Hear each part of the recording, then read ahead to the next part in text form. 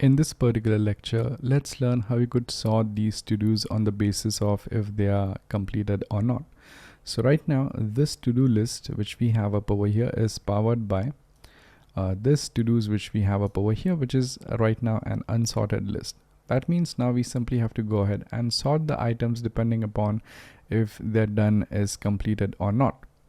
So the trick to sort these particular to-dos is quite simple, but it's a little bit tricky as well. So in order to go ahead and show you how the sorting works, let's take a simple JavaScript example first.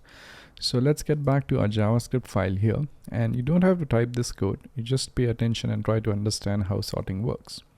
So right now, let's say we have a array of numbers. So const numbers, let's have some random numbers here like 10, 2, 8, 6, and let's say 4. All right, so now if I want to sort these numbers, what I could do is I could say numbers.sort, and this sort is a method which actually sorts the numbers which we have up over here.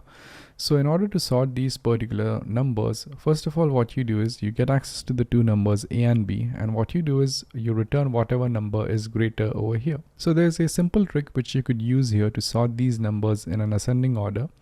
So what you do is, if you want to sort the numbers in an ascending order, you simply make this thing return a minus b, and that's it. This is automatically going to sort numbers in an ascending order. So let's console log numbers and see what we get. So if I say console.log, and if I log those numbers here, as you can see now the numbers are sorted in an ascending order. And if I do b minus a, now the numbers are sorted in a descending order.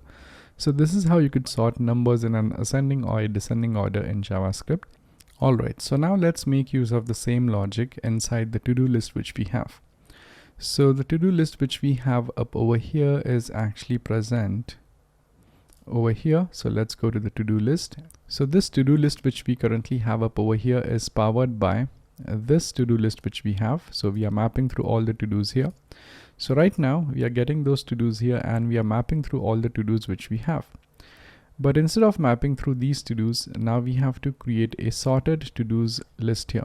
So over here I'll create a brand new to-do list called as sorted to-dos. So const sorted to-dos equals take all the to-dos which we have, and now instead of applying the sort method on these to-dos, what we do is we create a duplicate of this to-dos which we have. And the reason for that is this particular sort method which we have, it actually alters the original array which we have, and we don't want to do that with this to-dos.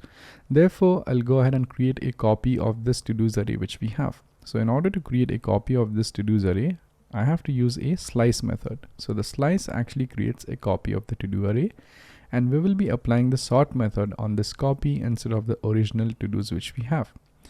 And inside this sort, as we have done here, we access a and b, so a comma b, and then over here instead of saying a minus b, I would say a dot done minus b dot done.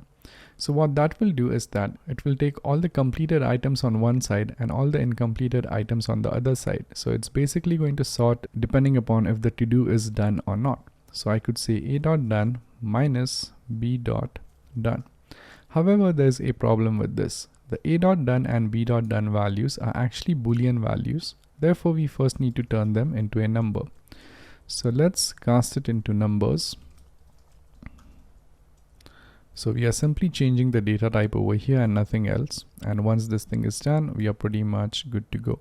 Make sure that you end it well with a bracket, and that's it. All right. So now, once we have these sorted to-dos, now instead of using the regular to-dos here for displaying those items, let's now use the sorted to-dos instead. So sorted to-dos, and that's it. Right now, as you can see, the breakfast went down. And now if I click on football, as you can see, it will go down here. And if I uncheck this, it will again go back up over here. If I uncheck breakfast, it will again go back up over here. So that means whatever items which you complete, they will automatically go at the bottom of the list. And if you uncheck those items, that will actually move on the top of the list. So this is how you could go ahead and sort the to-do items depending upon if they are completed or not. So this actually wraps up our entire to-do list application, and hope you guys learned a lot during this.